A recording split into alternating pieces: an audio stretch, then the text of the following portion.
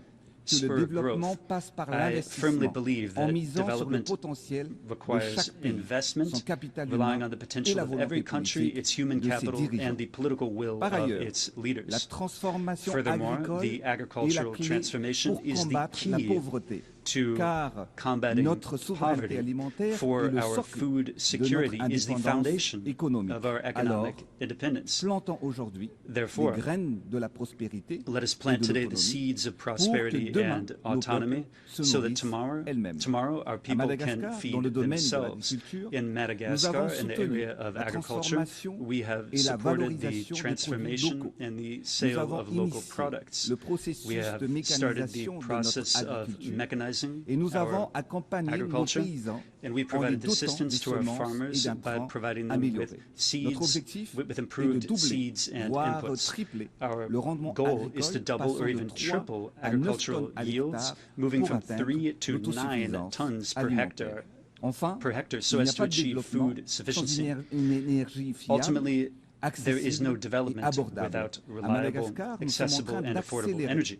In Madagascar, we are in the process of accelerating the energy transition to achieve energy production that is 70% green by 2028. In order to do this, we are going to tap our massive capacity that we have in solar, wind, and hydroelectric energy. As you know, today, still in many African countries like Madagascar, the production of electricity relies mainly on thermal plants.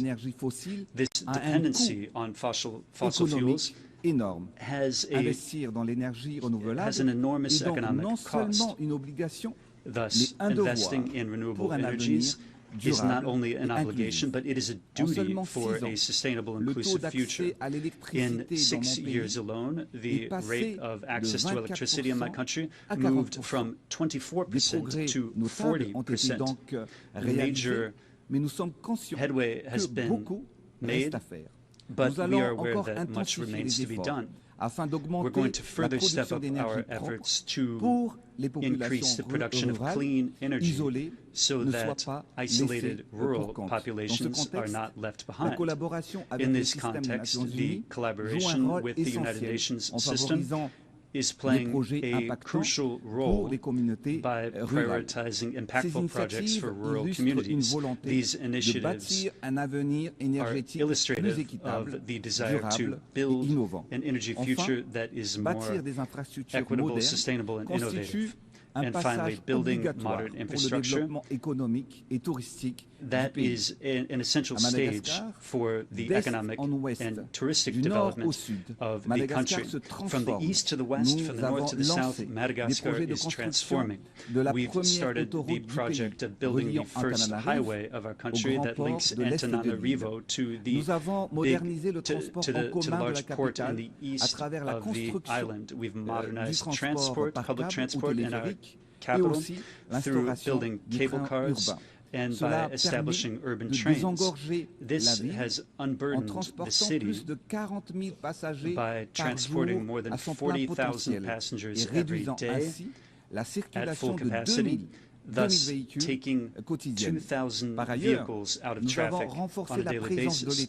Furthermore, we have strengthened the presence of the state in all of the areas of our country, above all in the hardest-to-reach areas. We've done this through building infrastructure that is close to the people and infrastructure that the people need. We have built thousands of social housing units. We've modernized healthcare by building public hospitals and healthcare centers throughout our national territory. Our country only had 16 university hospital centers in 2018, but we've tripled that number by building 30 new hospitals in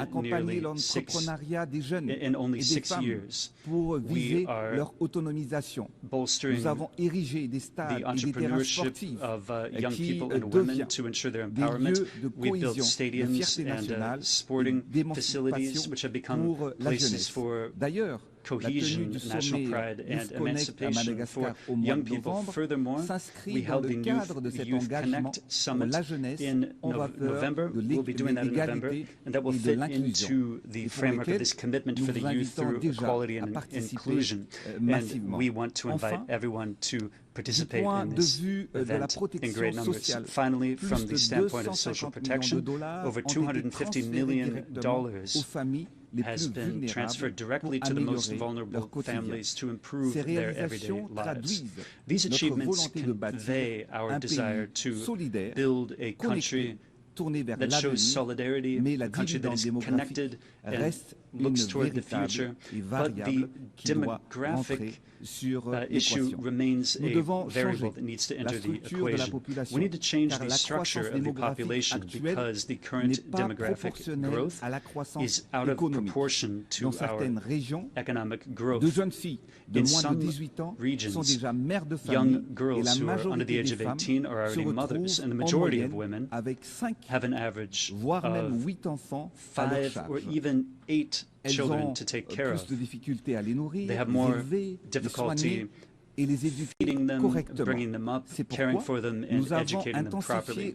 This is why we have intensified our family planning program in order to get the birth rate under control and transform a population which is currently dependent into a population that is active and economically productive. Demography is thus becoming an asset for Madagascar and not an impediment to development. Excellencies, ladies and gentlemen, Madam President, we need to offer a better future to our children. So we need to protect the planet that is their home. Madagascar is a sanctuary of nature with 5% of its global biodiversity and 80% of endemic species. We absolutely need to protect this biodiversity. And like other areas of the world, these treasures are in jeopardy. Faced with deforestation and climate challenges, island countries like ours are undergoing the consequences of planetary warming. Cyclones have become increasingly frequent, coming one after another, and they're more and more devastating. Flooding has destroyed our fields, and it has threatened our harvests and the incomes of our farmers. Madagascar is one of the countries that is the victim of the repercussions of climate change. Our planet is burning, our ecosystems are degrading, while action and financing is not forthcoming. It is high time to move to action. We all know the facts. Right now, let us act together. This is why we wish to sound a call once more for climate justice, so that polluting countries can live up to their responsibilities, and so that the promised financing for adaptation is actually provided, so these promises are kept. We reaffirm our commitment to the preservation of this common heritage with a program of massive reforestation by planting millions of trees every year. Thus, Madagascar joined the coalition of carbon-neutral countries known as G0, and we are positioning ourselves as a model actor. We've also strengthened the protection of our protected areas. Our ambition is to restore our forests and develop the green and blue economy. Excellencies, dear leaders, Excellencies, ladies and gentlemen, Madam President, here and now from this august rostrum, I call for unity and action. This is not a time for reflecting. It is a time for concerted strategies. This is not the time for dependency, but rather for sovereign affirmation. This is not a time for sluggishness, but rather for acceleration, for boldness, and for effectiveness. Our mission, this is our reason for being. It is our destiny, a destiny that aims to improve the everyday lives of citizens and which affects every life, every child, every mother. Therefore, we need to ask a question. What world will we choose for our children and for the future of succeeding generations? For my people, for progress, I will never stop bringing to bear all the ways and means possible to accelerate the transformation of my country. We need to go farther. We need to go faster with courage and hope. Yes, the task is huge, and the aspirations of the population are great, but we know one thing: division is not a solution. Conflicts brings rise to instability. So let's choose unity, solidarity. Let us choose to build rather than to destroy. Because every child has the right to dream, and every people has the right to hope. So let's move together, united, upright together. Let's move toward the world that we want. I have a dream for my country, for Madagascar, for Southern Africa, for the African continent, and for all of the voices that are not heard very often. The dream of a future where peace always wins out over war, where development benefits every human being, where fundamental rights are never up for negotiation, and where nature is preserved as our most sacred heritage. So, yes, we will be better together for peace, for development, and for future generations. Because history has shown us that when we choose unity, we combat instability. When we cultivate solidarity, we plant the seeds of prosperity. So may the 8 next decades be marked by a global governance that is more fair, more inclusive, and more effective. Long live the United Nations, long live cooperation among peoples, and long live Madagascar. Que Dieu nous bénisse. May God bless us. De votre attention. I thank you for your attention. On behalf of the Assembly, I wish to thank the President of the Republic of Madagascar. We shall now continue the general debate.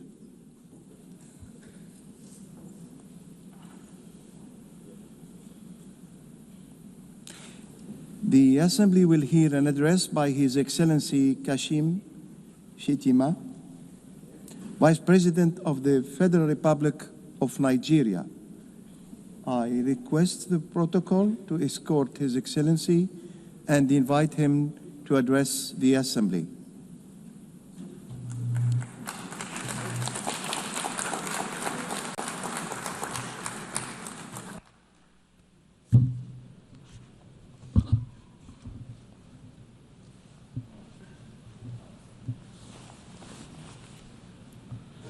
Madam President, Mr. Secretary General, Excellencies, Heads of State and Government, distinguished delegates. The chaos that shadows our world is a reminder that we cannot afford the luxury of inaction. We will have been consumed by our differences had there been no community such as this to remind us that we are one human family. Even in our darkest hours, we have refused to be broken. This community was born from the ashes of despair, a vehicle for order, and for the shared assurance that we could not afford to falter again. Our belief in this community is not a posture of moral superiority, but an undying faith in the redemption of humanity. It is, therefore, with profound humility that I stand before you today as Vice President of the Federal Republic of Nigeria on behalf of President Bola Ahmed Tinubu to renew this pledge on behalf of my country. Madam President, Nigeria joins the Committee of Nations in congratulating you on your election as the President of the General Assembly for the 88th session, and assure you of our unalloyed support during your tenure. I commend your predecessor, my brother, His Excellency Philemon Yang, and the Secretary General, His Excellency Antonio Guterres, for their outstanding stewardship and unifying leadership during these extraordinary times. This anniversary must not be a sentimental retreat into nostalgia. It must be a moment of truth, a pause to measure where we have stumbled and how we might have done better in turning our values into action that meets the demands of today. We are here to deliver a world of peace and development where the respect for human rights is paramount. We must recalibrate the delicate balance between our roles as sovereign governments and our duties as collective partners to renew multilateralism in a world that has evolved far beyond what it was in 1945. The pace of change across borders is a pause without pause. It manifests in the tools of technology, in the movements of information and finance, in the corrosive ideologies that preach violence and division, in the gathering storm of the climate emergency, and in the tide of irregular migration. We must own this process of change. When we speak of nuclear disarmament, the proliferation of small weapons, Security Council reform, peer access to trade and finance, and the conflicts and human suffering across the world, we must recognize the truth. These are stains on our collective humanity. For all our careful diplomatic language, the slow pace of progress on these hardy perennials of the UN General Assembly debate has led some to look away from the multilateral model. Some years ago, I noticed a shift at this gathering. Key events were beginning to take place outside this hall, and the most sought-after voices were no longer heads of state. These are indeed troubling times. Nigeria remains firmly convinced of the merits of multilateralism. But to sustain that conviction, we must show that existing structures are not set in stone. We must make real change, change that works, and change that is seen to work. If we fail, the direction of travel is already predictable. We are here to strengthen the prospects for peace, development, and human rights. Madam President, I want to make 4 points today to outline how we can do this. 1, Nigeria must have a permanent seat at the UN Security Council. This should take place. This should take place as part of a wider process of institutional reform. 2, we need urgent action to promote sovereign debt relief and access to trade and financing. 3, countries that host minerals must benefit from those minerals. And 4th, the digital divide must close. As our friend the Secretary General has said, AI must stand for Africa included. On my first point, the United Nations will recover its relevance only when it reflects the world as it is, not as it was. Nigeria's journey tells this story with clarity. When the UN was founded, we were a colony of 20 million people, absent from the tables where decisions about our fate were taken. Today, we are a sovereign nation of 236 million people, projected to be the third most populous country in the world, with one of the youngest and most dynamic populations on earth, a stabilizing force in regional security, and a consistent partner in global peacemaking. Our case for permanent seat at the Security Council is a demand for fairness, for representation, and for reform that restores credibility to the very institution upon which the hope of multilateralism rests. This is why Nigeria stands firmly behind the UN-80 initiative of the UN Secretary General and the resolution adopted by this Assembly on 18 July 2025, a bold step to reform the wider United Nations system for greater relevance, efficiency, and effectiveness in the face of unprecedented financial strain. We support the drive to rationalize structures and end the duplication of responsibilities and programs, so that this institution may speak with one voice and act with greater coherence. Madam President, Africa, none of us in this world can function peacefully in isolation. This is the heavy burden of sovereignty. Sovereignty is a covenant of shared responsibility, a recognition that our survival is bound to the survival of others.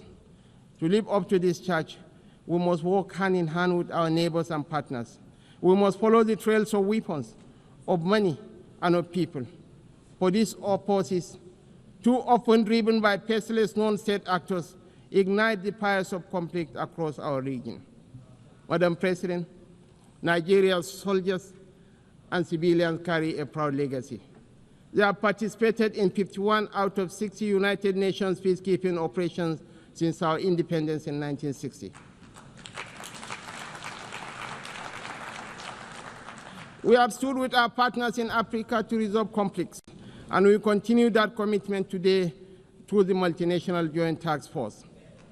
At home, we confront the scourge of insurgency we resolve. From this long and difficult struggle with violent extremism, one truth stands clear. Military tactics may win battles measured in months and years, but in wars that span generations, it is values and ideas that deliver the ultimate victory. We are despised by terrorists because we choose tolerance over tyranny. Their ambition is to divide us and to poison our humanity with a toxic rhetoric of hate. Our difference is the distance between shadow and light, between despair and hope, between the ruin of anarchy and the promise of order. We do not only fight wars, we pit and shelter the innocent victims of war.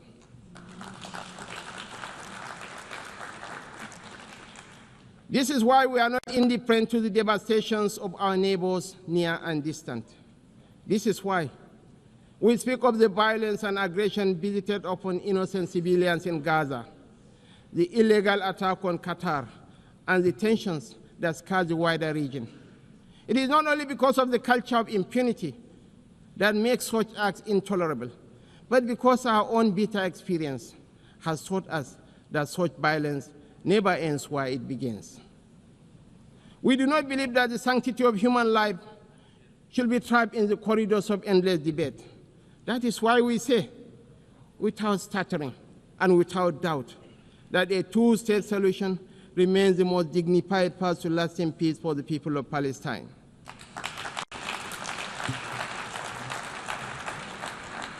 For too long, this community has borne the weight of moral conflict.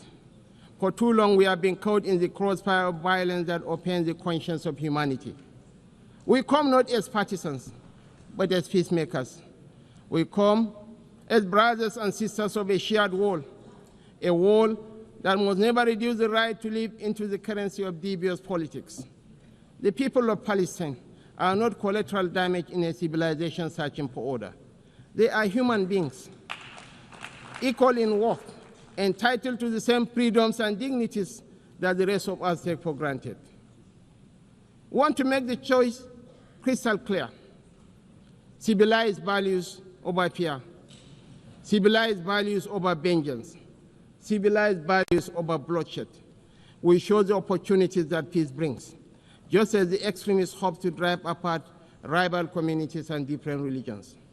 We work through multilateral platforms within the rule of law to build the consensus and support that makes this immensely difficult and dangerous task that much easier. This is how we deny our enemies the space they crave to fuel tension and despair. It is our experience that this offers the best, perhaps only hope for peace, reconciliation, and victory for the civilized values of a shared humanity. Nigeria is a diverse country, also recognizes the variable geometry of democracy in different forms and spheres. For this reason, we are working with the United Nations to strengthen democratic institutions in our region and beyond through the Regional Partnership for Democracy. Madam President, point 2. The price of peace is eternal vigilance. The increasingly difficult security outlook has prompted many member states to count the cost of the emerging world order. We in Nigeria are already familiar with so difficult choices: infrastructure renewal or defense platforms, schools or tanks. Our view is that the path to sustainable peace lies in growth and prosperity. The government has taken difficult but necessary steps to restructure our economy and remove distortions, including subsidies and currency controls that benefited the few at the expense of the many. I believe in the power of the market to transform. Our task is to enable and facilitate, and to trust in the ingenuity and enterprise of the people. But the process of transition is difficult and brings unavoidable hardship. This year, we held the inaugural West African Economic Summit in Abuja to bring investors and opportunities together. The results far exceeded our expectations and are a clear indication of what innovation can deliver. It is in that same spirit of dynamic review that I invite the United Nations to re-examine the best use of scarce resources. One critical area is climate change. It is not an abstract issue about an indeterminate fate to be settled at some distant point in the future. It is not even solely an environmental issue. It is about national, regional, and international security. It is about irregular migration. Truly, this is an everyone issue. We are all stakeholders, and we are all beneficiaries of the best outcomes. Madam President, this is why relevant ministers have been instructed to work with the UN to make the best use of climate funds. We believe there are huge shared dividends to accrue from increased support for education, for resilient housing, for access to technology and financing to allow vulnerable communities to thrive, to become part of solutions rather than problems. Nigeria and Africa have made significant strides in recent years to put our affairs in order. We can take that progress to the next level, a level that presents new opportunities for trade, investment, and profit, if we can assess reforms to strengthen the international financial architecture. We need urgent action to promote debt relief, not as an act of charity, but as a clear path to the peace and prosperity that benefits us all. I'm calling for new and binding mechanism to manage sovereign debt, a sort of international court of justice for money that will allow emerging economies to escape the economic straitjacket of primary production of unprocessed exports. It has been over 4 decades since the Lagos Plan of Action outlined a route away from debt and dependence that highlighted opportunities that today should still be explored for local added value for processing and manufacturing in everything from agriculture to solid minerals and petrochemicals. The African Continental Free Trade Area is a remarkable achievement of cooperation. We remain fully committed to the achievement of the SDGs and are convinced that this can be best delivered by focusing principally on our primary mission of growth and prosperity. Madam President, on our third point, we welcome steps to move towards peace in the Democratic Republic of Congo. We agree that international investment and engagement offer a way out of the cycle of decay and violence. Access to strategic minerals from Sierra Leone in the 1990s and Sudan today has for too long been a source of conflict rather than prosperity. Africa, and I must include Nigeria, has in abundance the critical minerals that will derive and drive the technologies of the future. Investments in exploration, development and processing of these minerals in Africa will diversify supply to the international market, reduce tensions between major economies, and help shape the architecture for peace and prosperity on a continent that too often in the past has been left behind by the rivalries and competition between different power blocs. We know in Nigeria that we are more stable when those communities that have access to key resources are able to benefit from these resources. This has been our journey in the oil-producing region of the Niger Delta. I believe that will strengthen the international order when those countries that produce strategic minerals benefit fairly from those minerals in terms of investment, partnership, local processing, and jobs. When we export raw materials, as we have been doing, tension, inequality, and instability fester. Madam President, the fourth pillar for change that I am advocating is a dedicated initiative, bringing together researchers, private sector, government, and communities to close the digital divide. As we stand on the threshold of new and dramatic technological change, we are still absorbing the impact of the revolution on information and communication of the past 20 years. We understand better than we did the opportunities technology offers, as well as the safeguards we need to enable growth and mitigate the potential for corruption. Some worry about fake news. Truly, we have plenty of that, with the potential of devastating real-world consequences in countries rich and poor. I am more worried about an emerging generation that grows ever more cynical because it believes nothing and trusts less. As technology shakes up public administration, law, finance, conflict, and so much of the human condition, I'm calling for a new dialogue to ensure we promote the best of the opportunities that are arising and promote the level of access that allows emerging economies more quickly to close a wealth and knowledge gap that is in no one's interest. I join you today to reassert Nigeria's commitment to peace, to development, to unity, to multilateralism, and to the defense of human rights is beyond compromise. For none of us is safe until all of us are safe. The road ahead will not be easy, and we know there are no quick fixes to the trials that test the human spirit.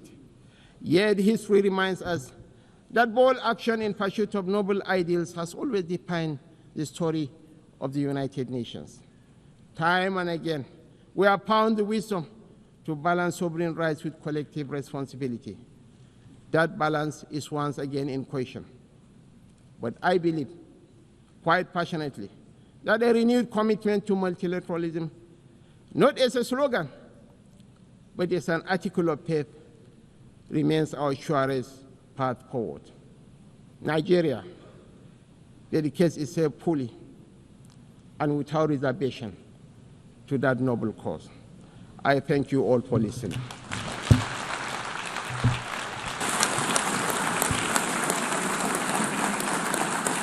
On behalf of the Assembly, I wish to thank the Vice President of the Federal Republic of Nigeria.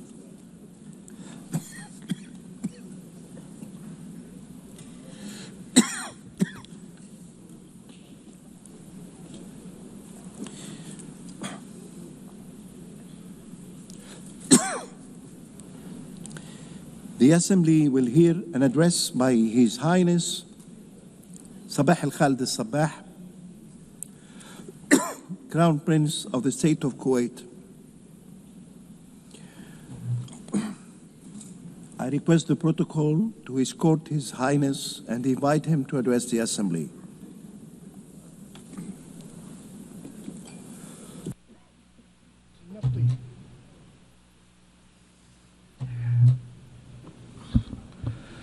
بسم الله الرحمن الرحيم.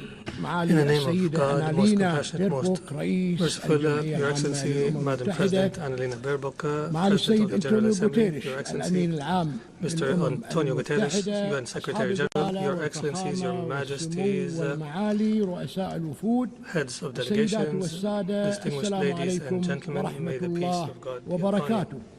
At the outset, it gives me pleasure to convey to you the greetings of His Highness Emir of the State of Kuwait, Sheikh Mish'al Al-Ahmed Al-Jaber Al-Sabah.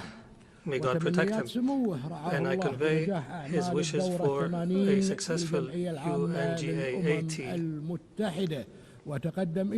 And I express to you, Madam President, and to your friendly country, our congratulations on your election as President of the UN General Assembly, and I would like to applaud the efforts of your predecessor, Mr. Philemon Yang, during his presidency of the last session of the General Assembly, and I would be remiss not to highly appreciate the wise leadership of His Excellency Mr. Antonio Guterres, and I would like to seize this opportunity to reiterate Kuwait's continued support for him and his efforts to promote the mission and purposes of the United Nations. Madam President, we share your vision for the objectives of this session under the theme Better Together. The theme embodies the necessary spirit of solidarity in order to overcome the multiple and interconnected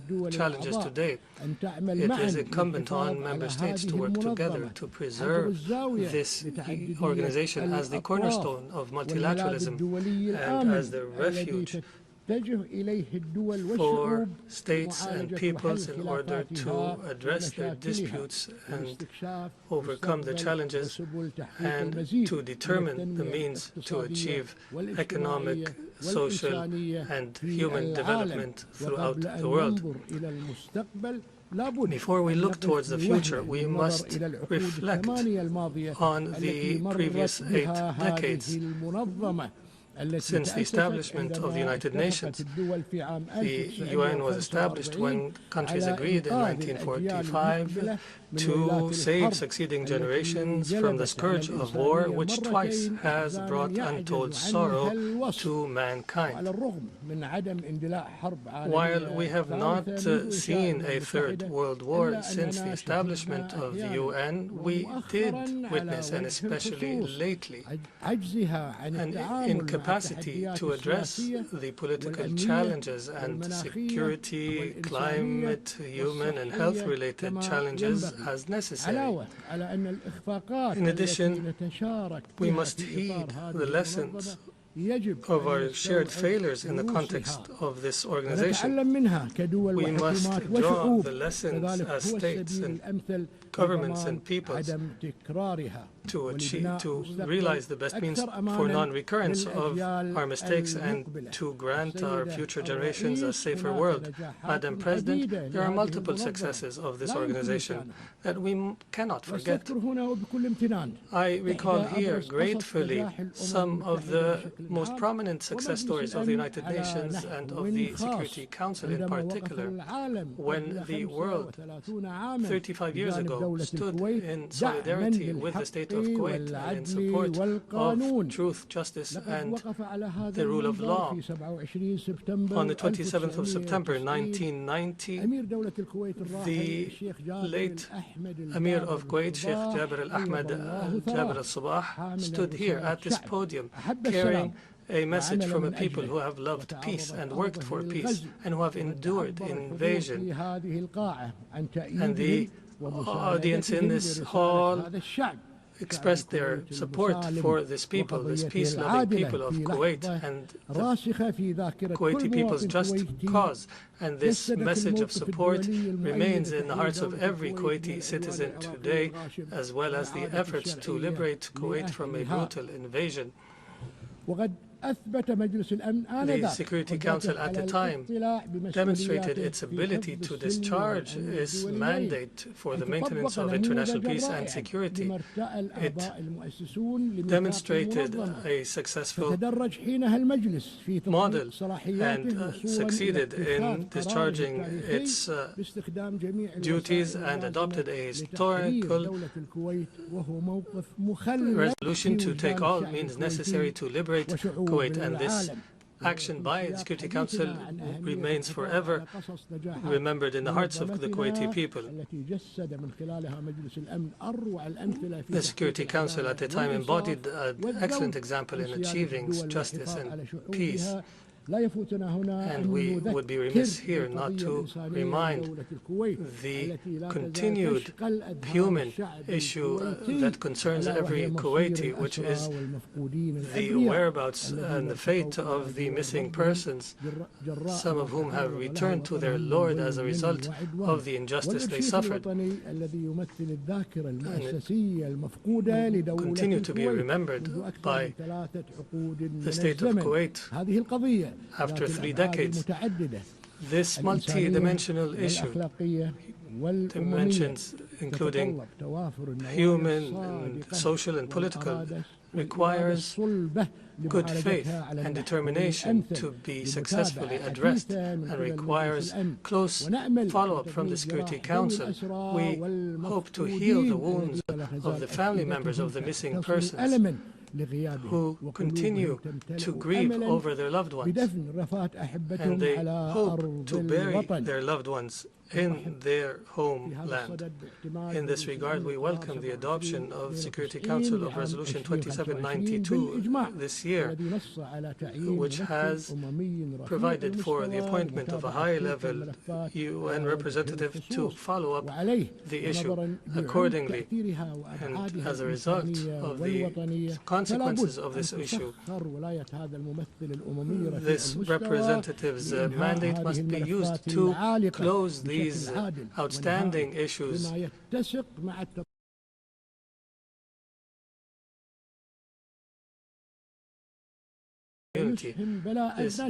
is a matter that will undoubtedly contribute to enhancing the cooperation between the state of Kuwait and the brotherly nation of the Republic of Iraq. Madam President, the Secretary General has launched the UN80 initiative, which aligns with the reform efforts pursued by the United Nations to enhance its effectiveness and efficiency, to make it more fit for purpose and more fit for overcoming the challenges. And when addressing reforms in multilateralism, we must prioritize Security Council reform.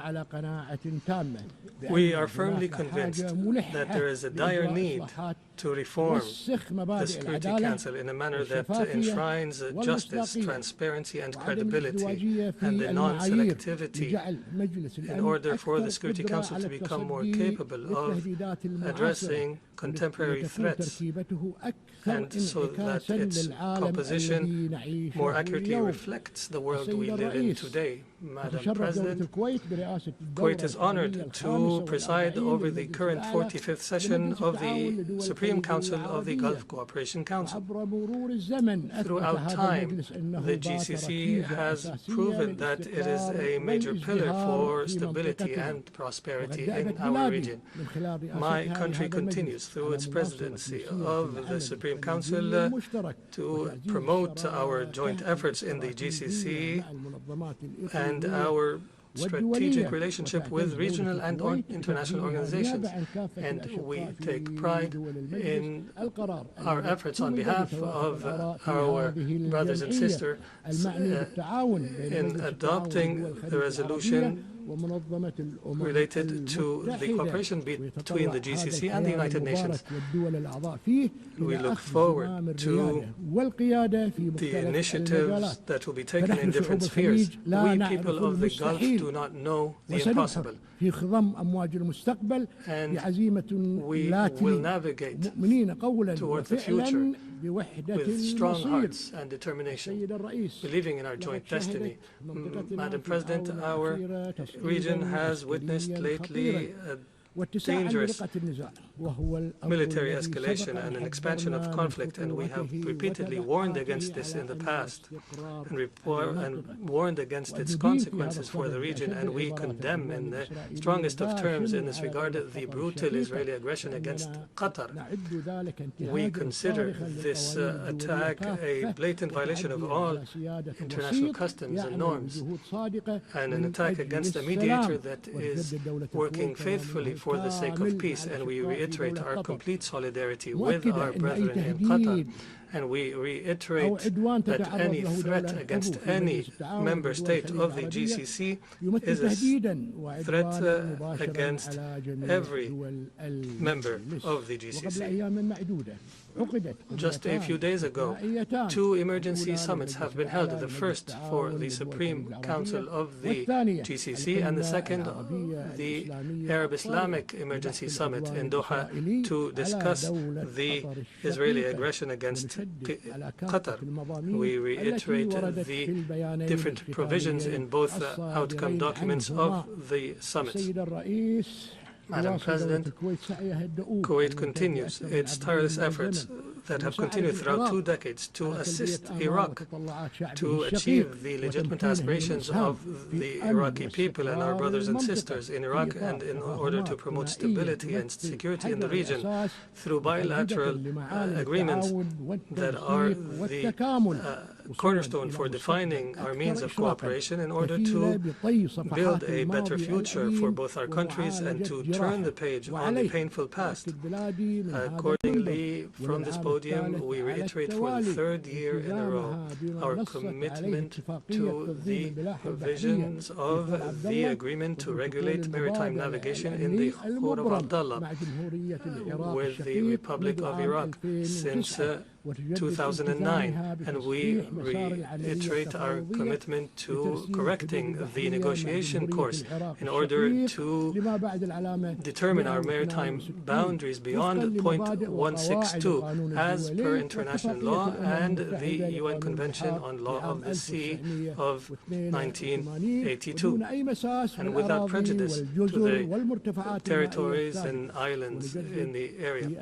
And we reiterate at the same time our call on our sisters and brothers in Iraq to respect the provisions of the effective agreements between us in order for us to be able to unleash the prospects for cooperation between our two countries to greater heights.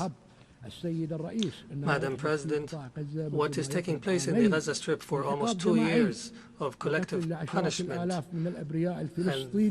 the killing of tens of thousands of Palestinians and of innocent people, most of whom are women, are children, and using starvation as warfare is only an unfolding of genocide before our eyes, and we have reached this point because of the double standards in the application of international law. We cannot call for respect of international law in one area and ignore the application in another. This leads to undermining trust in the international system. The state of Kuwait once again condemns the Israeli aggression against the Gaza Strip and against all occupied Palestinian territory, and we call for an end to this aggression immediately and to allow for uninterrupted humanitarian access. And we also applaud the efforts of Qatar, Egypt, and the United States in order to reach a ceasefire. We recall in this regard the high-level conference on the two-state solution under the joint leadership of the Kingdom of Saudi Arabia and the French Republic, and we look forward to building on the momentum generated by the conference. And we commend the decision by many friendly states to recognize the state of Palestine. And we emphasize the need for the remaining states to do the same.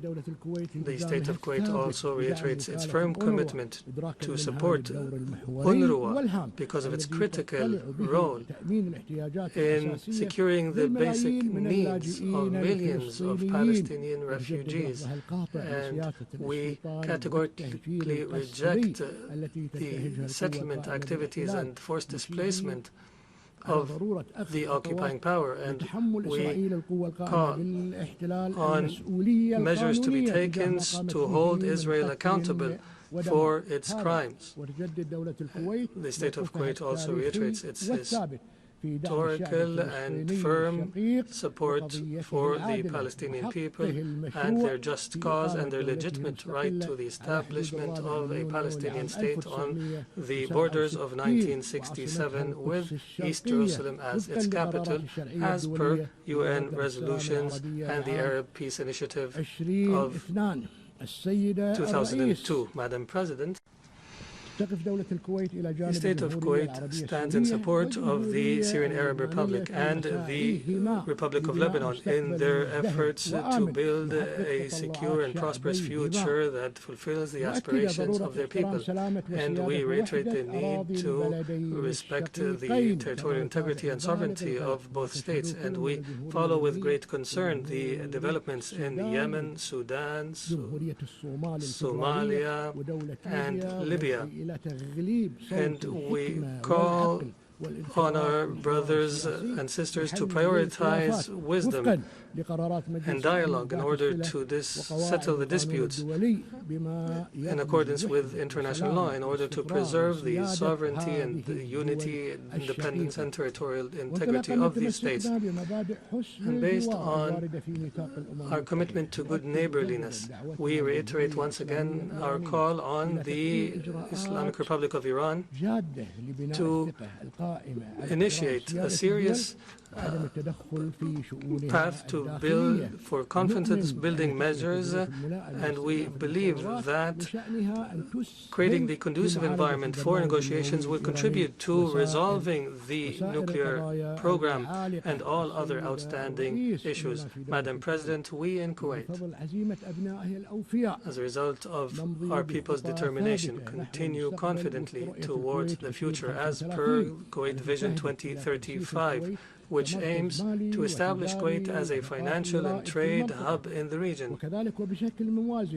Similarly, and in parallel, we work to achieve the Sustainable Development Goals, drawing inspiration from the ancestors in their dedication throughout succeeding generations in order to build a safe and prosperous nation. And we reiterate at the same time the important role of Kuwaiti women and Kuwaiti youth in the different areas, and we applaud their contributions on the path towards development and prosperity.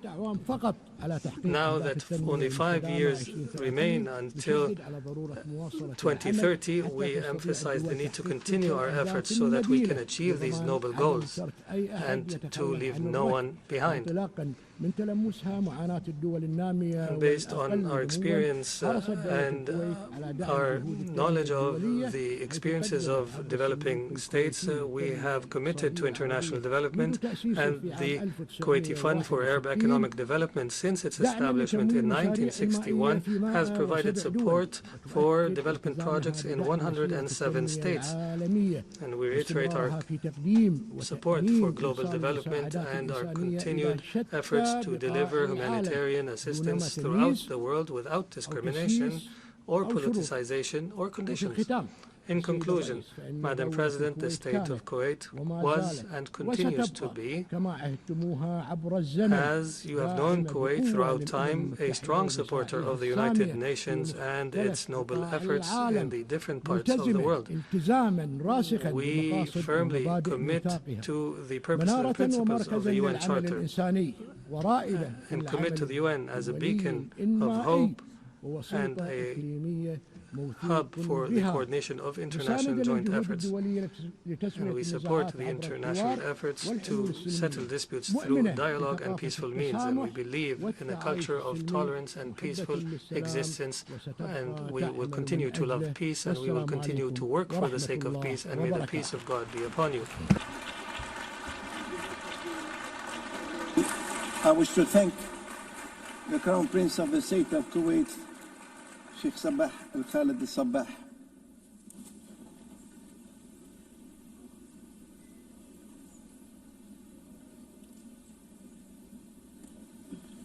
Now the Assembly will hear an address by His Excellency Anthony Albanese, Prime Minister of the Commonwealth of Australia, and I request the protocol to escort His Excellency and invite him to address the Assembly.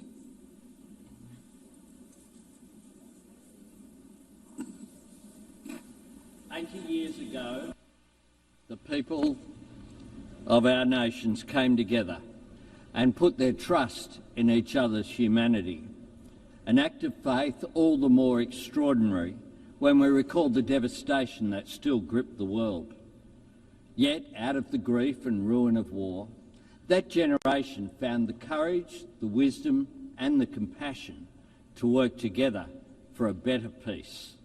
To build a world governed by rights and rules, not fear or force, where the sovereignty of every nation is respected, the essential dignity and equality of every man, woman and child upheld, and where the shared mission and purpose of the United Nations is not merely to contain the threat of war, it is to create the conditions for peace, to provide a framework for settling our disputes, to foster the dialogue that enables us to manage our differences and deepen our understanding, and to nourish the opportunity, build the prosperity, and deliver the economic justice on which true and enduring security always depends. If 80 years ago this task had been entrusted to the great powers alone, then in all likelihood we would not be gathering here today. Instead, history would note the United Nations as little more than a noble experiment. The reason this institution has endured is because it belongs to all of us, because it has been built and shaped by all of us. And it is up to all of us to bring new strength to the United Nations' enduring mission, to renew our commitment to the principle that peace is both our common cause and our collective responsibility. The creation of the International Rules-Based Order owes much to the post-war leadership of the United States of America. For the region Australia calls home, that stability has underpinned a generational economic transformation. But we cannot ask, and should not expect, any one nation to uphold the rules or guarantee the security on which all of us depend. We all have a role in making sure that the system which has enabled the rise of new powers safeguards the rights and aspiration of every nation, big and small. For Australia, this means investing in our capabilities and investing in our relationships, investing in development, in defence and in diplomacy, to strengthen the security of our region, to support the sovereignty of our neighbours and to contribute to the cause of peace beyond the Indo-Pacific. We promote unity in the Pacific Islands Forum. We are deepening our engagement with ASEAN and elevating our partnerships with Indonesia, India, the Republic of Korea and Japan.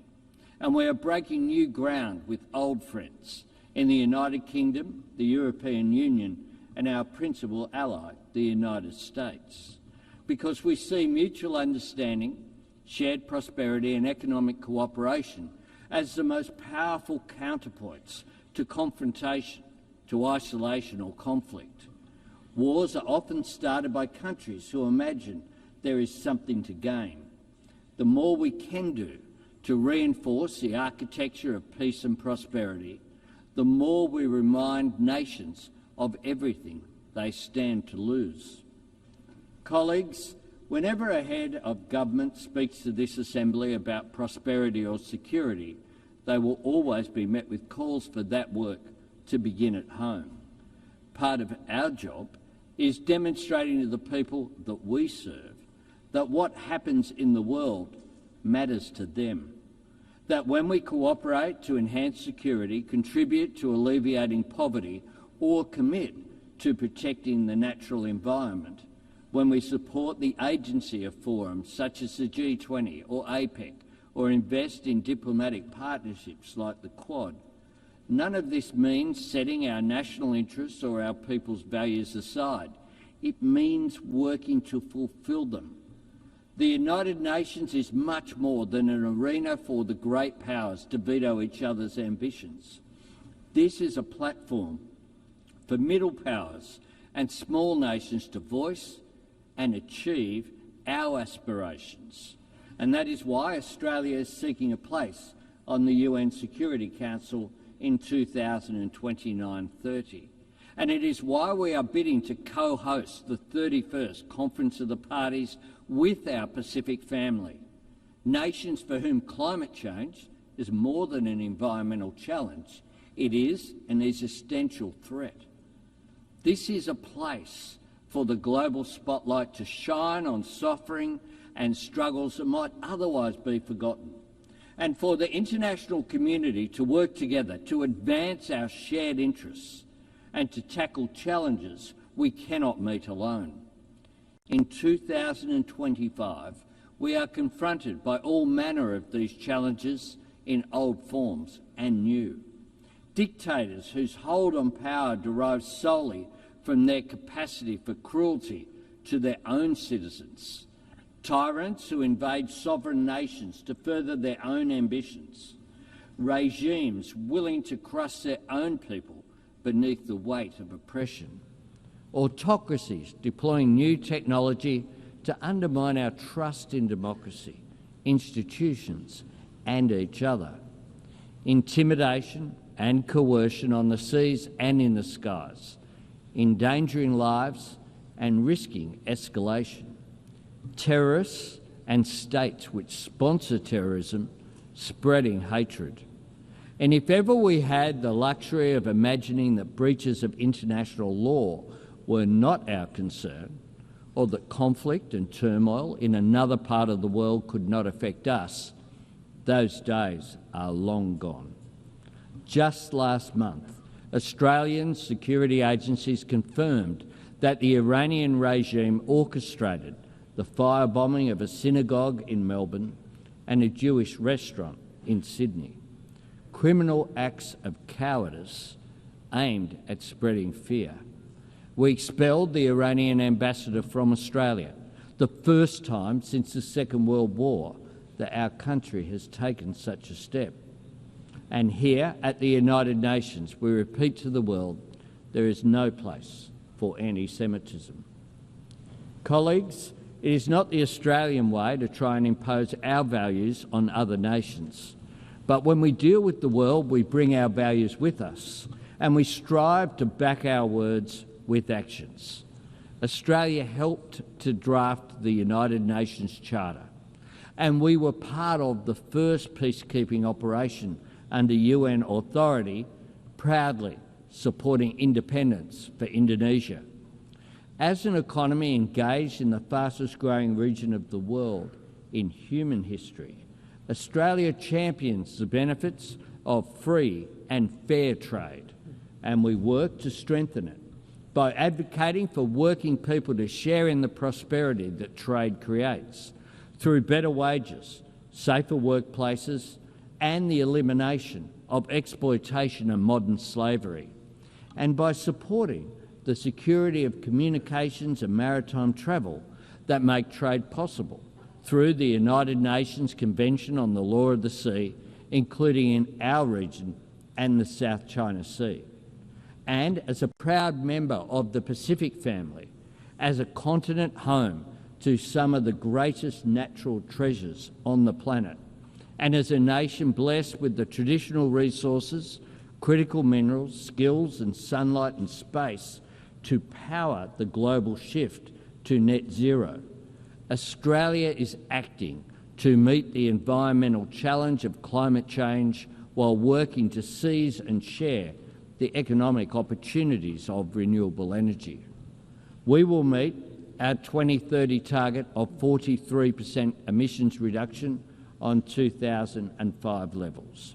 And last week, we set our target for 2035, cutting emissions by 62 to 70%.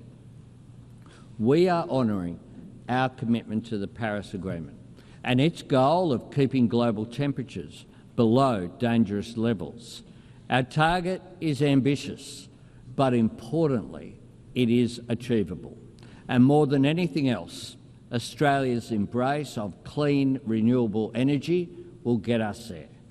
Clean energy can carry the world beyond the false choice between economic growth and environmental responsibility, because clean energy enables the rapidly growing economies of the Indo-Pacific to industrialise and decarbonise at the same time, and to continue lifting their people's living standards while lowering their nation's emissions. Colleagues, as one of the world's oldest democracies, and one of the first where women could vote in elections and stand for Parliament, Australia knows societies and economies are stronger when they draw on the talents of all of their citizens. Indeed, it was a great Australian, Jessie Street, one of just 8 women among the 850 delegates who gathered in San Francisco in 1945, who insisted that the UN Charter makes specific mention of sexual discrimination. Because, she said, where the rules are silent, women are not usually considered. That is why Australia proudly works to promote education, economic opportunity and empowerment for women and girls around the world. As the home of the world's oldest continuous culture, we honour the knowledge and resilience of Indigenous people everywhere. And as a country strengthened and enriched by the hard work and aspiration of people drawn from every faith and tradition on earth, we stand against discrimination and prejudice everywhere. As a people who believe that kindness is an act of courage, we want to see aid workers delivering food, water and medicine to conflict zones protected. And this week, Australia and our partners launched the Declaration for the Protection of Humanitarian Personnel. And I thank the more than 100 nations that have already endorsed the Declaration. And as a nation that knows security depends on sovereignty, Australia stands with the courageous people of Ukraine in their struggle against Russia's illegal and immoral invasion. We share the resolve of every member of the Coalition of the Willing to secure peace on Ukraine's terms. It is the nature of the world the United Nations serves that this institution is constantly tested. In times of global uncertainty, there are no easy days, but there are clear choices. If the United Nations steps back, we all lose ground. If we give people reason to doubt the value of cooperation, then the risk of conflict becomes the default option, which grows. If we allow any nation to imagine itself outside the rules or above them, then the sovereignty of every nation is eroded. If we resign ourselves to the idea that war is inevitable or relegate ourselves to the status of disinterested bystanders, if our only response to every crisis is to insist that there is nothing we can do, then we risk being trusted with nothing. We risk a world where dialogue and diplomacy are viewed as a dead end, rather than the vital road to understanding, where cooperation to meet new challenges facing humanity yields to old differences of race or faith or ethnicity, and where people beset by conflict, poverty or inequality come to look on this assembly as little more than a final resting place for good intentions. All of us, proud to belong to this institution, understand that this is not the case. But knowing that or saying it is not enough. We have to prove it, not by pointing to longevity or appealing to history, but by reforming the United Nations so that it can serve us better in the present, and by working together to shape the future. Because while 80 years is a significant milestone, the true value of the United Nations is not counted in decades, it is measured in deeds, in actions that make a positive difference to people's lives. That is how the UN proves its worth and makes its case, by delivering food to villages in the grip of famine, by providing vaccines that spare families from disease, by bringing clean water to a community on the brink, by helping countries break the shackles of poverty, by liberating children from exploitation or abuse, by guarding against the spread of nuclear weapons and working for a world free of nuclear weapons, by demonstrating that the principles on which the United Nations was founded still hold life and weight and meaning and hope for the people who need them most. And nowhere is that task more urgent than the Middle East. For decades, leaders have come to this podium in search of new words and new ways to call the world to action on a two-state solution. Today I look to words that Australia helped write 80 years ago. Australia is calling for a ceasefire, for the immediate release of the hostages, for aid to flow to those in desperate need, and for the terrorists of Hamas to have no role in Gaza's future.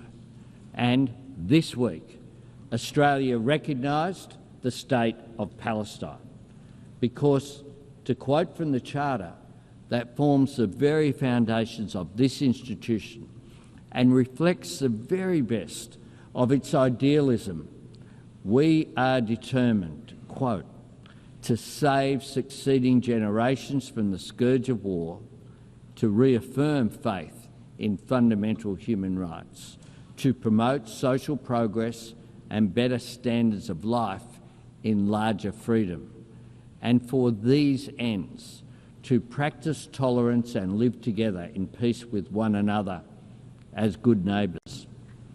That was right 80 years ago, and it's right today. Every nation that takes a seat in this room has put its name to those principles. Peacekeepers and aid workers from all over the world have risked and lost their lives in the service of those ideals. So we must ask ourselves, when can those words hold meaning if not now? Where can those words apply if they do not apply to the Middle East? And what can we, the members of the United Nations, say we stand for if we cannot say we stand for this? There is a moment of opportunity here. Let us seize it. Colleagues, in the early days of this Assembly, Papua New Guinea was considered an Australian territory. And last week, that proud nation celebrated the 50th anniversary of its independence. And soon, Australia's nearest neighbour will become our newest ally. Times change, nations and regions change with them, but the ideals and imperatives that built this place are timeless. More than ever, we must trust in each other's humanity. More than ever, we must choose to succeed together rather than risk failing alone. More than ever, we must work to see the promises of this place deliver real progress for the people that we serve. More than ever, we must work to build a future true to the United Nations' noble purpose and worthy of our people's greatest qualities. We all have a part to play, and Australia, just as we always have, will always play our part. I thank you very much.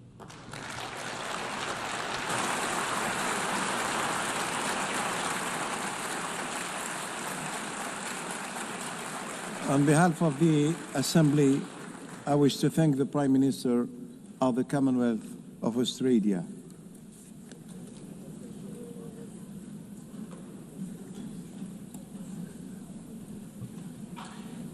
The Assembly will hear now an address by Her Excellency Giorgia Meloni, President of the Council of Ministers of the Republic of Italy. I request the protocol to escort Her Excellency and invite her to address the Assembly.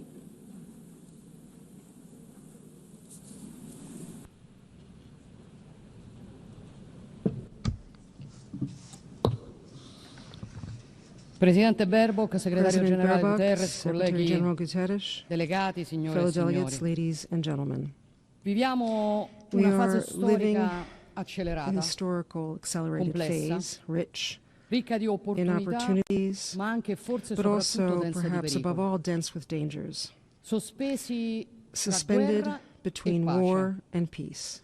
Secondo il Global Peace Index According to the 2024, Global Peace Index nel mondo sono in 2024, corso 56 there are conflitti currently armati, il numero 56 più armed elevato conflicts dalla ongoing in the Seconda Guerra world, the Mondiale. highest number since the Second World War. Viviamo cioè in un We mondo live in a profondamente world diverso profoundly da quello in different cui sono nate from le the one Nazioni in Unite, which the quando United Nations nel was founded when, 1945 in 51 nazioni, che 1945, oggi sono 51 diventate la quasi nations, totalità, today nearly all decisero of the di nations of the unirsi per world, fondare decided to un'organizzazione come together to internazionale found an che avesse international come scopo organization whose principale main quello di purpose evitare la guerra. was to prevent war.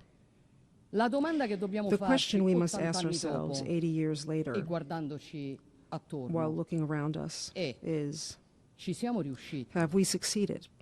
The answer you all know, because it lies in the headlines. And is merciless. Peace, dialogue, diplomacy seem no longer able to persuade or to prevail. The use of force prevails on far too many occasions, and the scenario before us is that which Pope Francis described with unique effectiveness: a third world war fought piecemeal.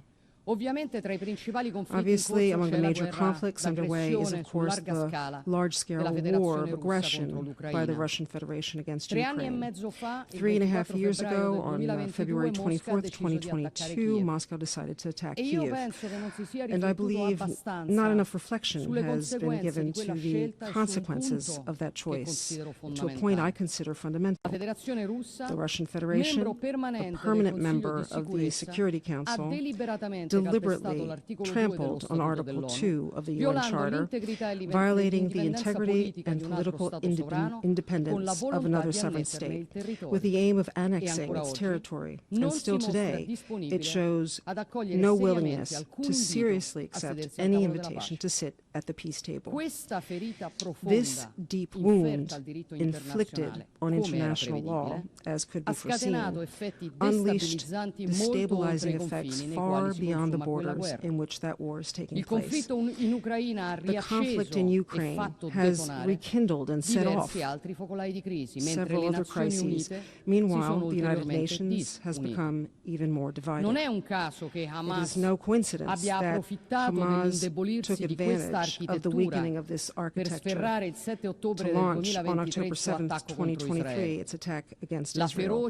The ferocity and brutality of that attack, the hunt for unarmed civilians, prompted Israel to a reaction that was at first legitimate, because every state and every people has the right to defend itself. But the response to aggression must always respect the principle of proportionality. This applies to individuals and all the more so to states. And Israel has exceeded that limit with a large-scale war disproportionately involving the Palestinian civilian population.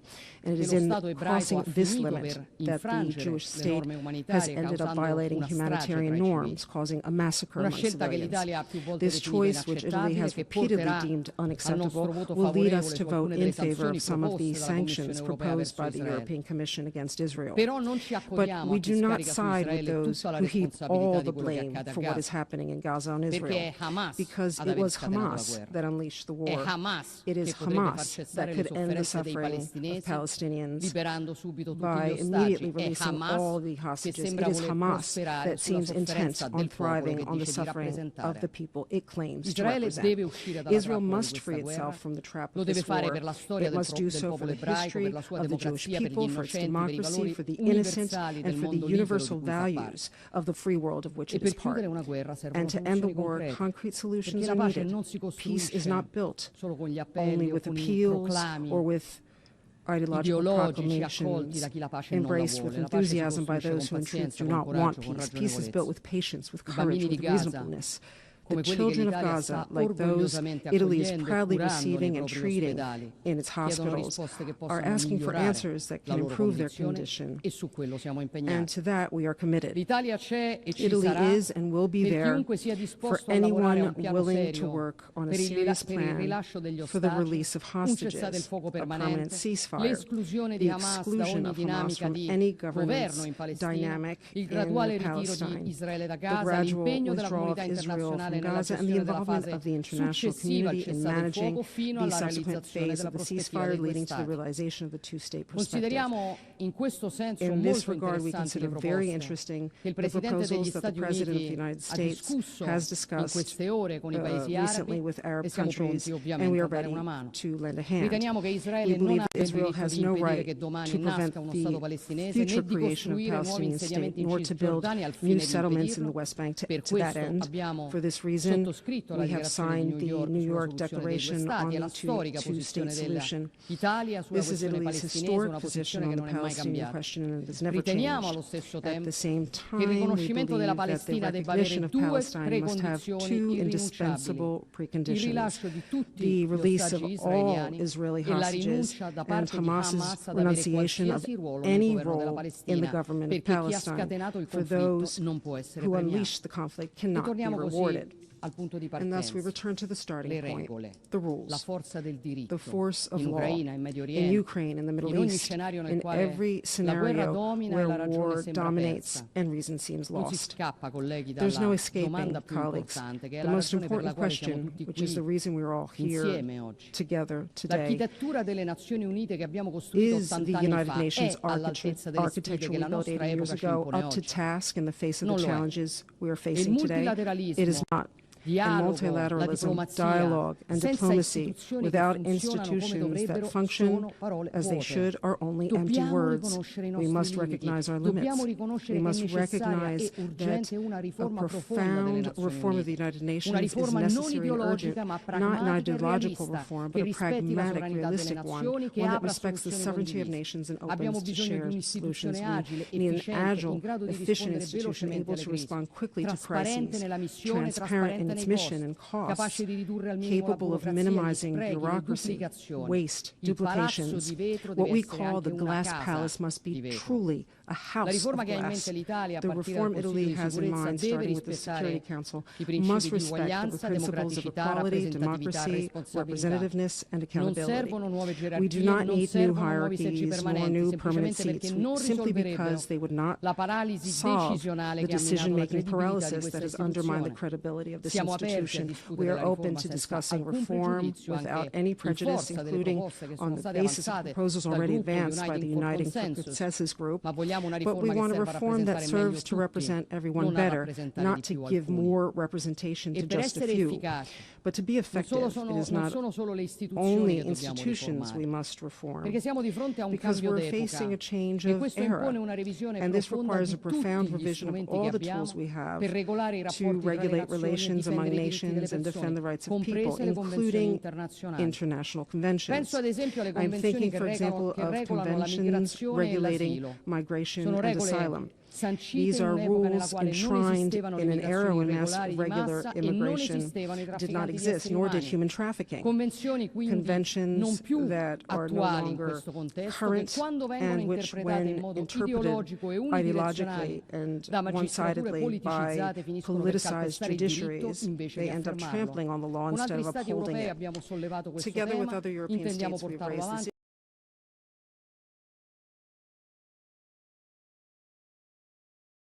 that keeps pace with the times, capable of protecting fundamental human rights while safeguarding the sacrosanct prerogative of every nation to protect its citizens and its borders, exercise sovereignty, and govern migration, which impacts citizens, particularly the most vulnerable. The international community must unite in combating human trafficking. The United Nations, like other international institutions such as the European Union, cannot look the other way or protect, in the end, criminals in the name of presumed civil rights.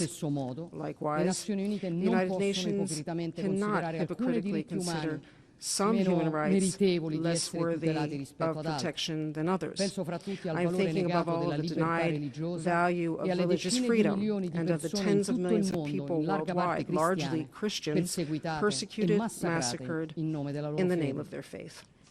We also need a new model of cooperation among nations, but building it requires humility, awareness, and trust in the counterpart before us. Italy is seeking to do its part in this as well, above all with the Mattei Plan for Africa. In the last 3 years, we have launched our cooperation plan with Africa and extended its reach to 14 nations. We have built collaborations with the United Nations, the European Union and its Global Gateway, the G7, the African Union, and the African Development Bank, international financial institutions, as well as several bilateral partners such as the United Arab Emirates, whom I wish to thank. This complementary complementarity has earned us last July the honor of co-organizing with Ethiopia the third UN Food System Summit, the responsibility of being an active part of the major infrastructure project of the Lobido corridor between Angola and Zambia, the opportunity to build public-private partnerships that attract investment and deliver concrete results. As is happening in Algeria, where we will reclaim over 36,000 hectares of desert for cultivation, benefiting over 600,000 people. As is happening with the opening of the AI Hub for Sustainable Development, involving hundreds of African startups in the development of artificial intelligence, and as is happening with the extension of the Blue Raman cable to East Africa, linking India to European economies via the Middle East and the Mediterranean. We, unlike other actors, have no ulterior motives in Africa. We are not interested in exploiting the continent for the rich raw materials it possesses. Rather, we want Africa to prosper by processing its own resources, creating jobs and prospects for its best synergies with stable governments and dynamic, secure societies. But this path cannot avoid addressing an issue that can no longer be postponed: the debt of African nations. Italy plans to convert over the next 10 years the entire amount of debt for the economically least developed nations, according to World Bank criteria, and to reduce by 50% that of lower middle income nations. The entire operation over 10 years will allow us to convert into local development projects over 235 million euros of debt. This is an initiative to which the Italian government, especially in this Jubilee year, attaches great importance, and which we hope may serve as an example for other nations as well, because it is not only an economic matter, but one of justice, of dignity, and of the future.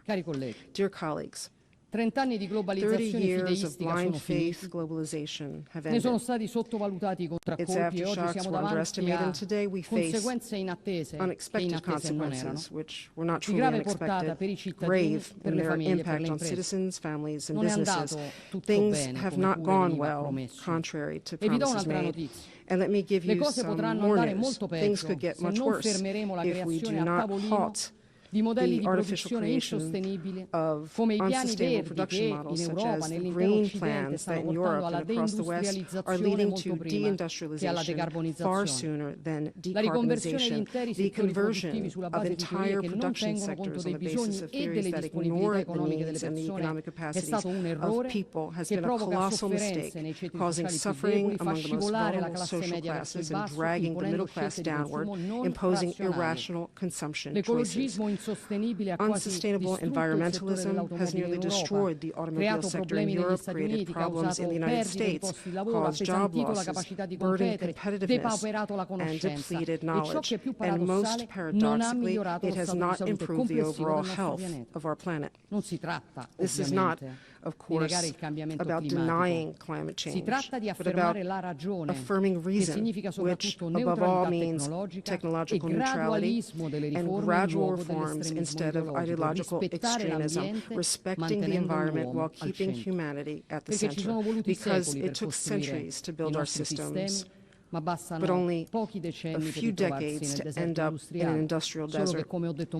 And as I said many times before, in the desert there's nothing green. Colleagues, delegates, ladies and gentlemen, this year we're not only celebrating the 80th anniversary of the birth of this assembly, but also the 70th anniversary of Italy's membership in the United Nations, a double anniversary that places on us an even greater responsibility to uphold the founding principles and values of this organization. With the awareness that to do so, we must make the tools effective to defend those principles and values of our time, so that our action may be more incisive and truly responsive to the needs of our societies. The choice that we have is simple.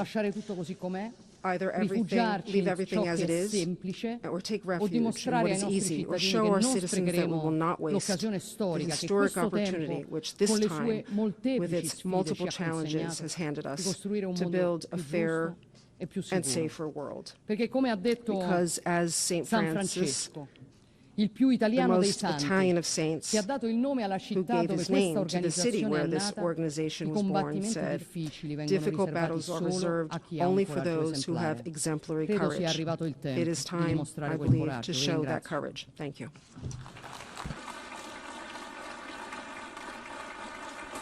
On behalf of the Assembly, I wish to thank the President of the Council of Ministers of the Republic of Italy.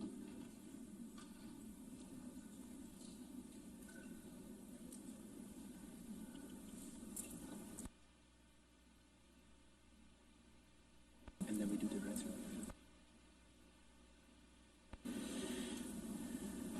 So now, Peter.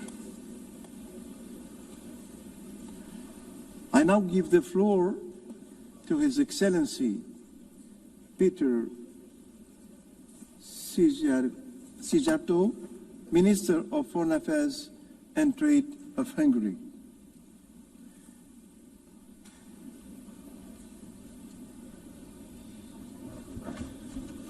Mr. President, dear colleagues, unfortunately, it is not an exaggeration to state that we are now living in the age of dangers, and it's not an exaggeration either to say that since the conclusion of the Second World War, currently we are experiencing the global security being in its worst shape ever.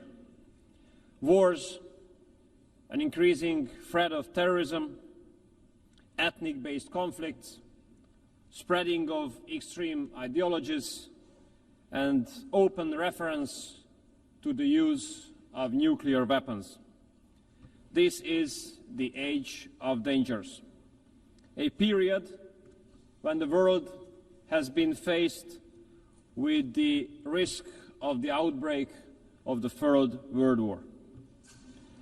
All these conflicts, unfortunately, are pointing to the same direction. The direction that the world will be divided into blocks again. And this would be a very dangerous phenomenon. We Hungarians know it from our historic experience. We have lost 40 years of our lives in an age which was characterized by a world divided into blocks. This is against our national interest. But what is in line with our national interest? It is connectivity. Connectivity meaning that mutual respect should return as a basis of the operation of the system of international cooperation. Such a system would bring mutual benefits to all of us. Hungary's strategy has been to become a meeting point between East and West. A meeting point where a cooperation of the Eastern and Western economies can take place.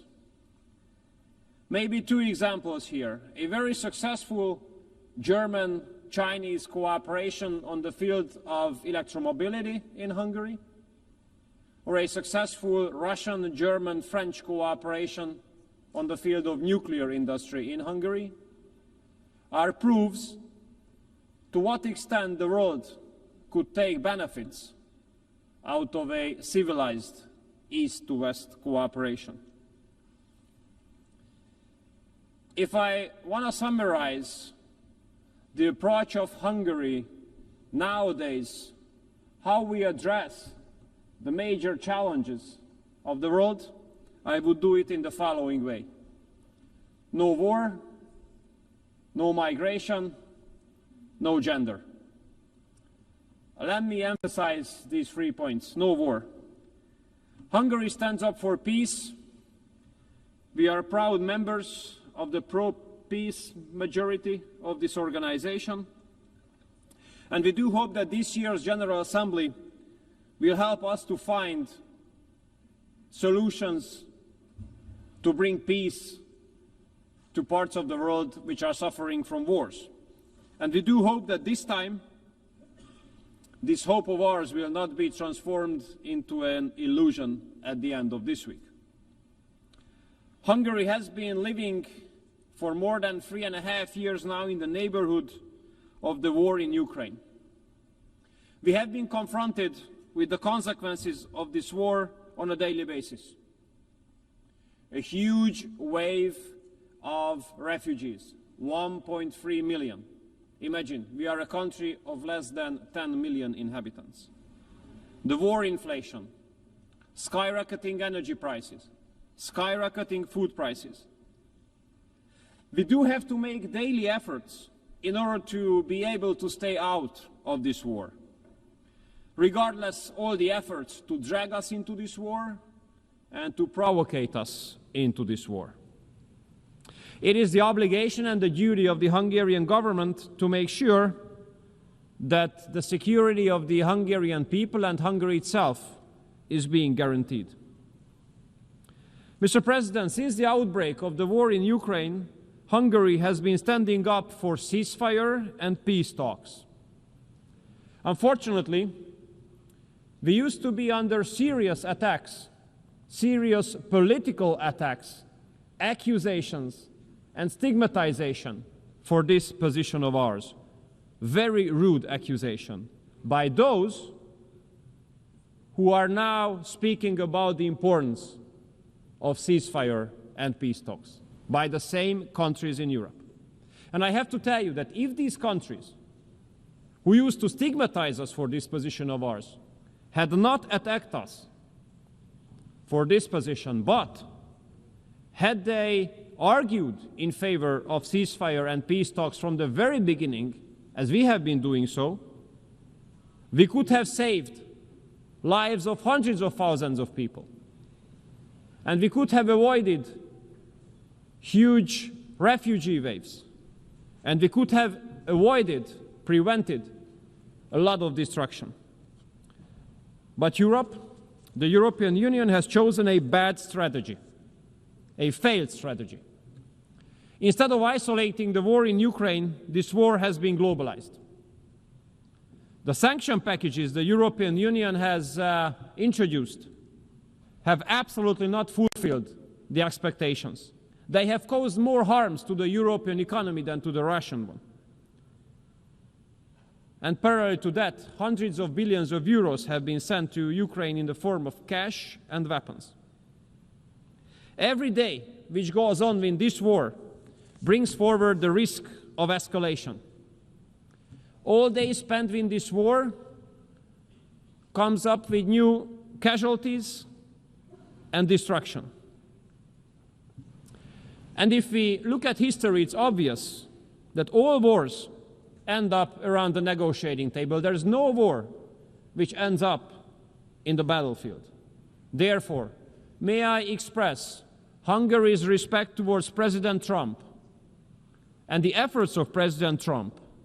We do believe President Trump is the only his efforts to make peace, regardless of the fact that many politicians in Europe rather undermine the efforts of President Trump than to support those. We Hungarians do have a very sad historic experience. This historic experience of ours says that in case there is a civilized East-to-West cooperation, the security situation of the world improves. But if there's a lack of civilized East-to-West cooperation, global security deteriorates. Therefore, we do hope that the high-level US-Russia contacts will be maintained. As long as high-level US-Russia contacts are on, we do have the hope that we can avoid the worst-case scenario.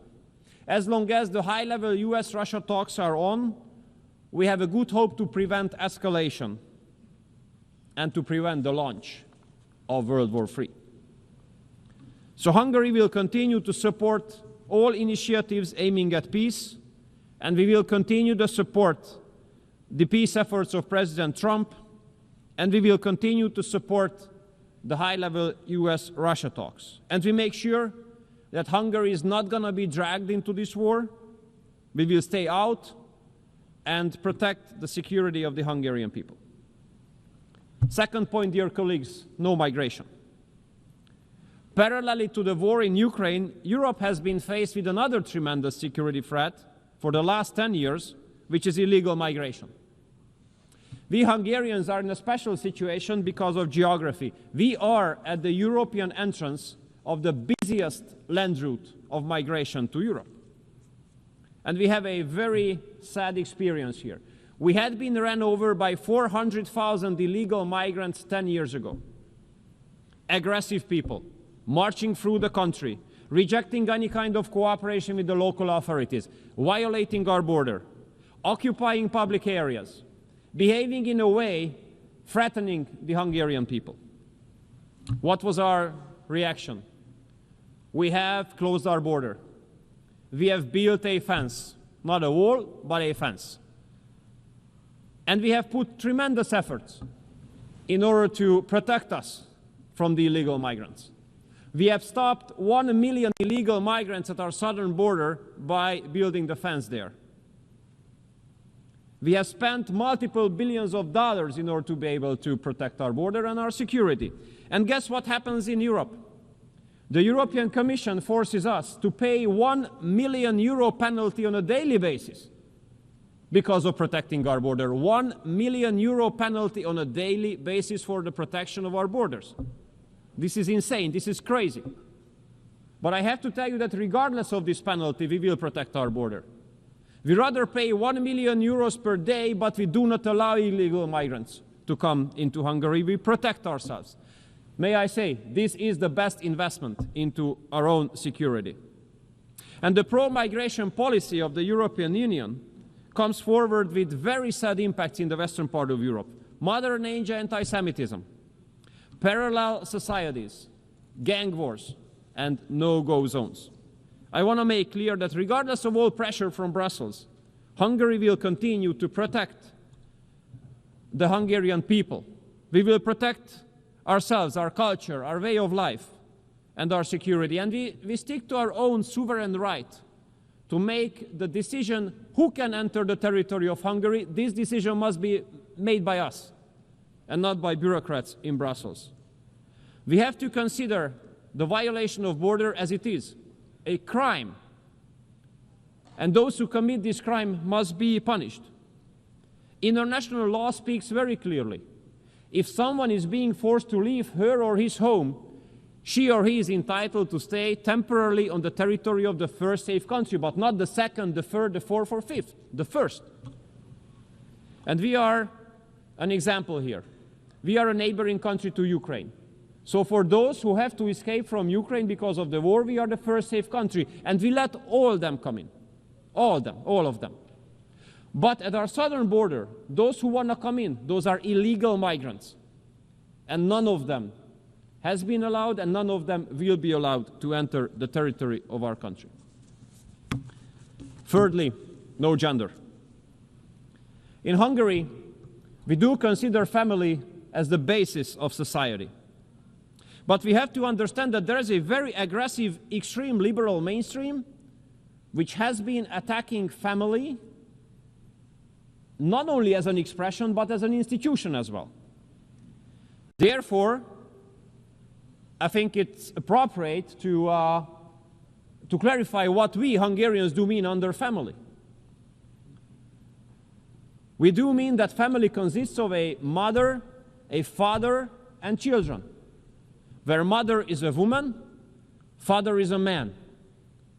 And the marriage can be made between one man and one woman.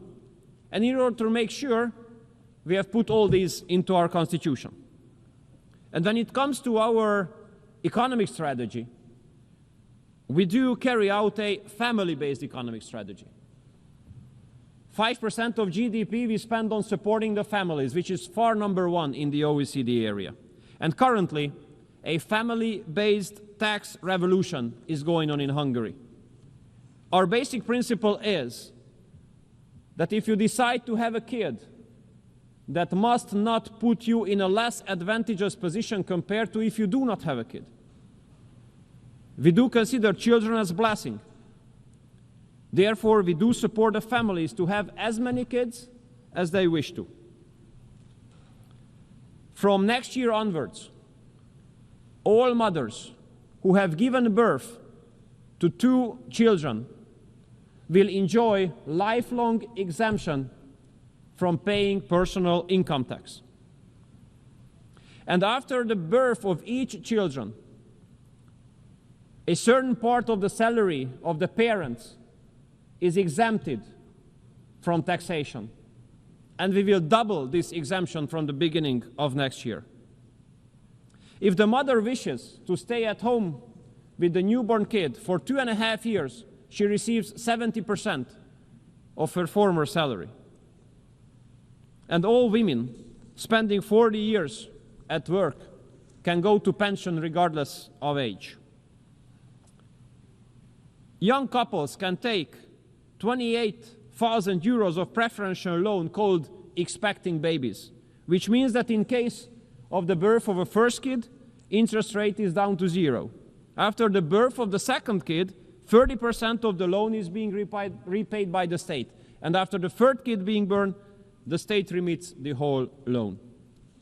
And as the most recent decision of the government, we launched the largest ever housing loan system in Hungary.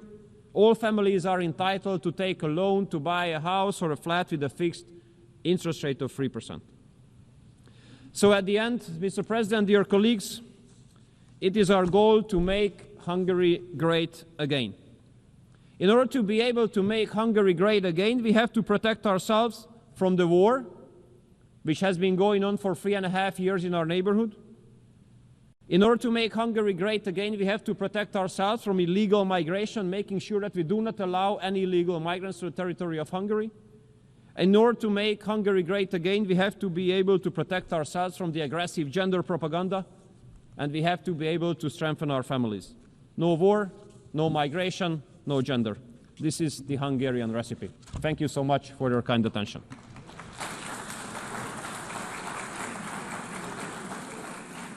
I thank the Minister of Foreign Affairs and Trade of Hungary.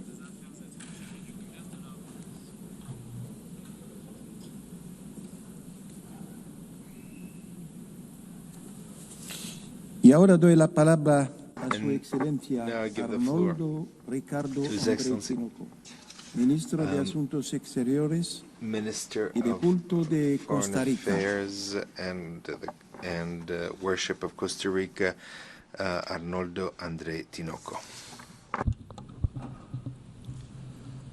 Señora Presidente, Madam Excelencias, President, Costa Rica la Excellencies, felicita por su Costa elección Rica al frente de la 80ª congratulates sesión de you la Asamblea General. on your Cuente con el election to decidido preside over the respaldo de mi 80th session of the país General para Assembly. You contribuir can al count on the éxito de firm su and gestión. unwavering support of my country Hace 8 in décadas contributing to the emprendimos la success of your travesía hacia tenure. San 8 Francisco decades ago, we embarked con on el the objetivo journey de to salvar San a la humanidad del Francisco abismo de to la save guerra. humanity from the abyss of Juntos, a lo war. largo de este Together, devenir, throughout this journey, codificamos los we derechos codified humanos human y rights construimos el and built sistema an international internacional system basado based en el on Estado the de rule Derecho. of law. Establecimos los We cimientos de established the nuestro sistema de foundations of our seguridad collective colectiva security y system generamos procesos and globales generated para la global protección del processes for ambiente y el environmental desarrollo protection and the de las development naciones. of nations. Logramos la We descolonización achieved de más de the 80 territorios decolonization of more than y 80 mediamos en territories cientos de conflictos. and Pero mediated hoy in hundreds ese of cometido conflicts. enfrenta Today, tres however, the mission grandes faces desafíos 3 planetarios: significant las global armas challenges: nucleares, nuclear weapons, la triple crisis the planetaria triple planetary y la crisis, gobernanza de la and inteligencia the artificial. governance of artificial En el mismo intelligence. año In the que same fundamos year esta that we founded organización, this la organization, humanidad cruzó humanity umbrales crossed a cuando threshold Hiroshima y Nagasaki when fueron Hiroshima and reducidas a Nagasaki ruinas were en un reduced to instante ruins in an por los instant ataques con armas atómicas. by atomic Hoy, bombs. Today, the risk of nuclear conflict is the highest it has been in decades. Trust is eroding, geopolitical tensions are widening. The shadow of the use of nuclear weapons looms once again. Nuclear weapons are once again being considered by their possessors as central to national security strategies and are wielded as tools of coercion. Any nuclear detonation, whether intentional or accidental, would have irreversible humanitarian environmental consequences. There is no possible humanitarian response. There is no margin for error. 55 years after the entry into force of the Nuclear Non-Proliferation Treaty, and looking ahead to its 2026 review conference, nuclear weapon states will have a new opportunity to reaffirm their adherence to the treaty and to the obligations and commitments they have undertaken as states parties, particularly Article 6.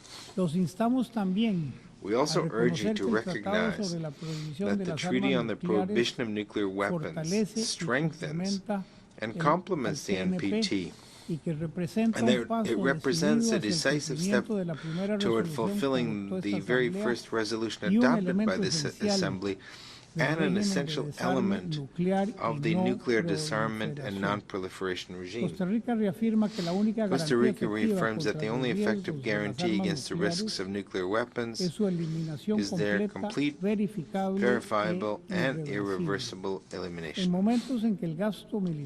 Now, at a time when military spending has reached its highest level since the Cold War, behind every dollar spent on weapons, on all weapons, we see a political choice that privileges force over dialogue, weakens trust in multilateral institutions, and contradicts the spirit of the Charter. And this, precisely at a time when we're facing the greatest humanitarian crisis of our time, with more than 300 million people in urgent need of assistance. Sudan, Gaza, and Ukraine are clear examples. Only 190 million people will receive aid. 115 million will have to wait if life grants them enough time. This is not a lack of resources, but of will. The means exist, but priorities lie elsewhere. We cannot ignore that humanitarian assistance, however vital it may be, is also the bill that we pay for failing to act in a timely way to prevent the crises. The consequences of arriving too late, far too late, are reflected in every refugee camp, every food distribution point, and every field hospital. Humanitarian and refugee crises transcend human tragedy and become direct vectors of insecurity in our region. Costa Rica observes with concern how these crises fuel the power of drug trafficking and organized crime. Organizations that exploit institutional gaps and operate across borders in the absence of effective multilateral coordination. Our country, as both a host and a transit state, experiences firsthand how criminal networks transform migration routes into illicit corridors, taking advantage of the vulnerability of those seeking international protection. Isolated responses are insufficient. They simply shift these networks to territories with less capacity to respond, expanding transnational organized crime, human trafficking, and drug trafficking while creating new epicenters and hotspots of criminal activity. Costa Rica calls on the international community to recognize that humanitarian security requires a multi-dimensional response and an integrated regional architecture. It requires real-time information sharing mechanisms, harmonized regulatory frameworks, strengthened institutional capacities, and shared responsibility with coordinated action to preserve the stability that our peoples deserve.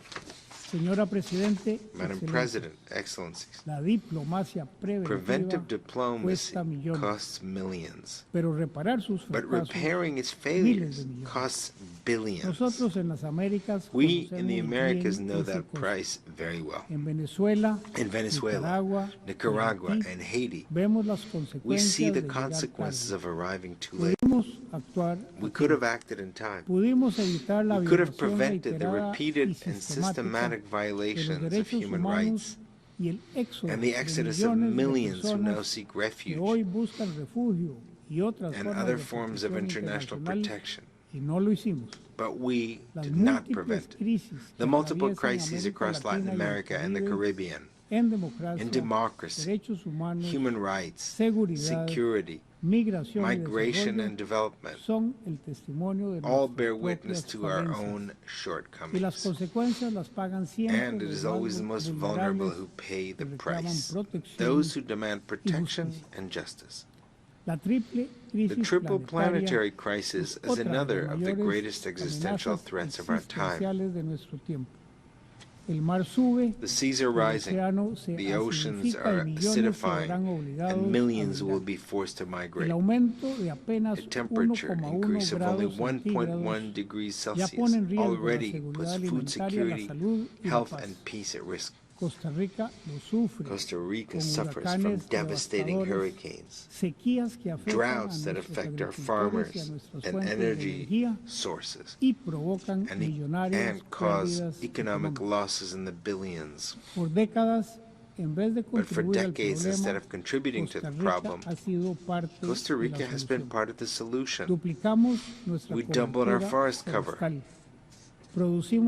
We generate nearly all our electricity from renewable sources and protect almost one-third of our territory. The great challenge remains that no country can face the triple planetary crisis alone. It is a global problem. And therefore, we must all accelerate the energy transition, finance climate action, and respond with justice to the loss and damage suffered by countries like Costa Rica that endure the devastating consequences of climate change. Confronting these crises requires joint action, science-based decisions, adequate financial resources, and compliance with our international legal obligations. Without any excuses, without any pretexts, without any delays. This triple crisis is also an ocean emergency. That is why Costa Rica is driving the process of concluding a binding treaty on plastic pollution that covers its entire life cycle, advancing scientific research, and calling for a precautionary pause on deep-sea mining, as well as urging the full implementation of the BBNJ Treaty with conservation as its top priority. Time is running out to respond to these threats that do not recognize any borders. Time is also running out to bridge the digital divide and confront a technological revolution driven by artificial intelligence that is advancing at high speed. Artificial intelligence can strengthen our national economies and our collective efforts to achieve development. It can optimize resources, accelerate medical research, and democratize access to knowledge. But it can also divide us between those who have access and those who do not. Artificial Artificial intelligence also poses risks to international peace and security. It can become a vector of mass disinformation and enable cyber attacks that paralyze critical infrastructure.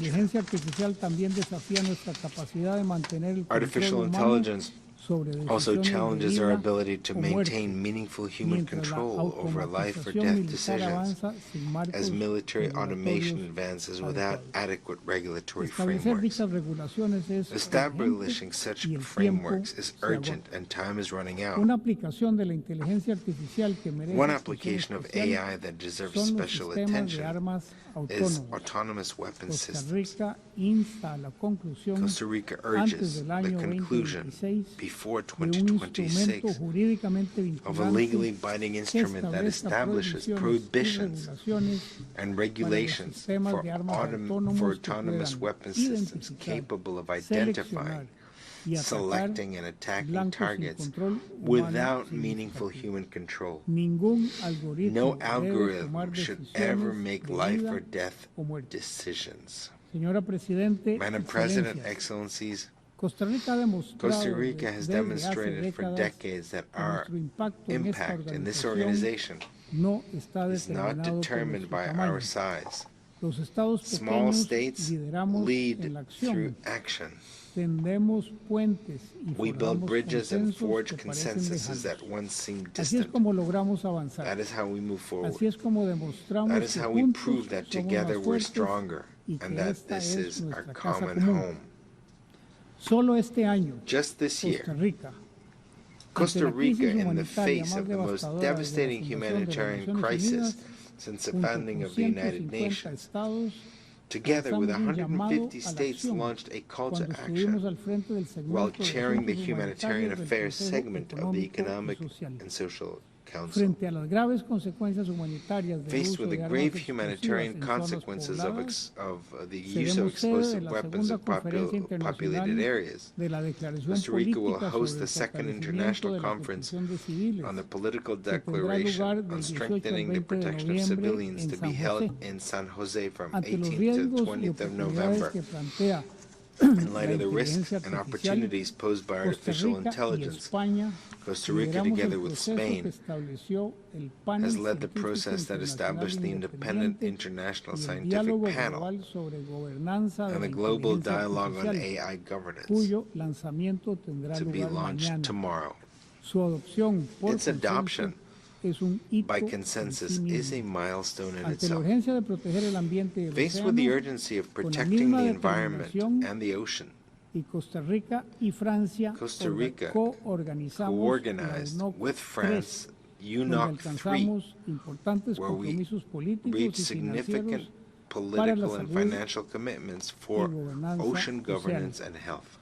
In confronting the persistent inequalities that limit the dignity and rights of women and girls, together with Cabo Verde, Costa Rica achieved the adoption by consensus of the political declaration marking the 30th anniversary of the Fourth World Conference on Women. And Costa Rica, with great responsibility and commitment, assumed the presidency of the 70th session of the Commission on the Status of Women. Madam President, Excellencies, the person who will hold the office of Secretary General as of January 2027 must have the leadership and vision required to face the three great global challenges. The vision that comes from experience and the courage that only years of service at the highest level can provide. What is required is authority that is born of integrity.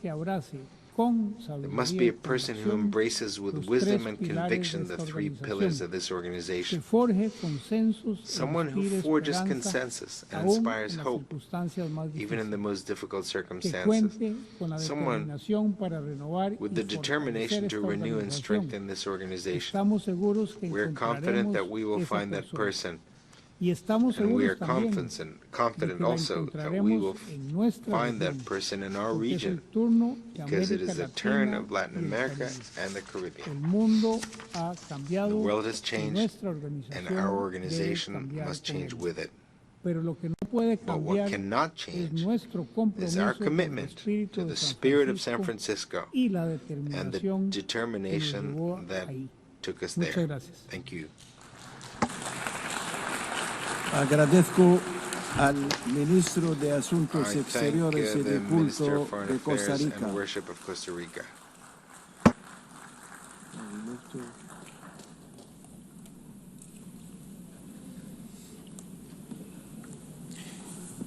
We have heard the last speaker in the general debate for this meeting. We will continue the general debate tomorrow at 9 a.m. in this hall. Right of reply. The exercise of the right of reply has been requested. May I remind members that statements in the exercise of the right of reply are limited to 10 minutes for the first intervention and to 5 minutes for the second intervention, and should be made by delegations from their seats.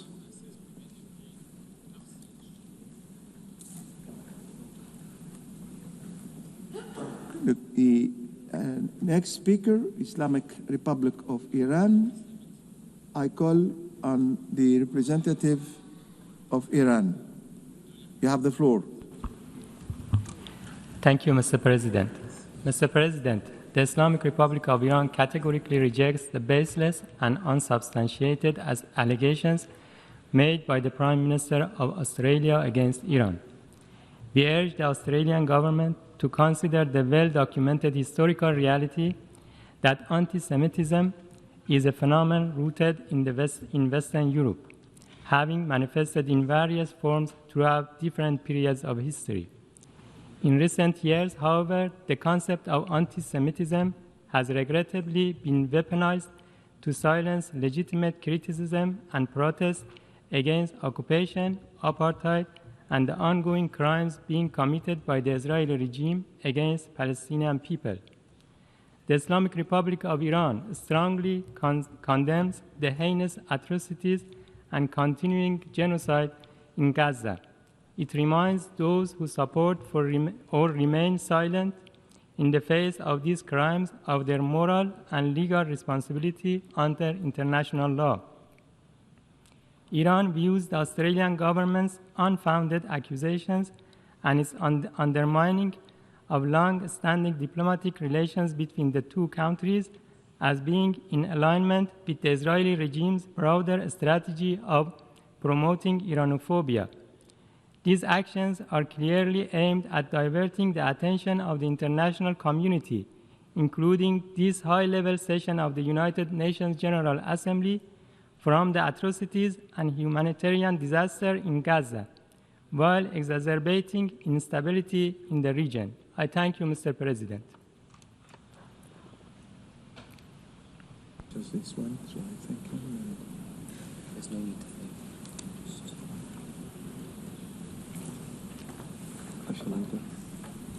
The meeting is adjourned. I did it well. Yeah, we. You've been a big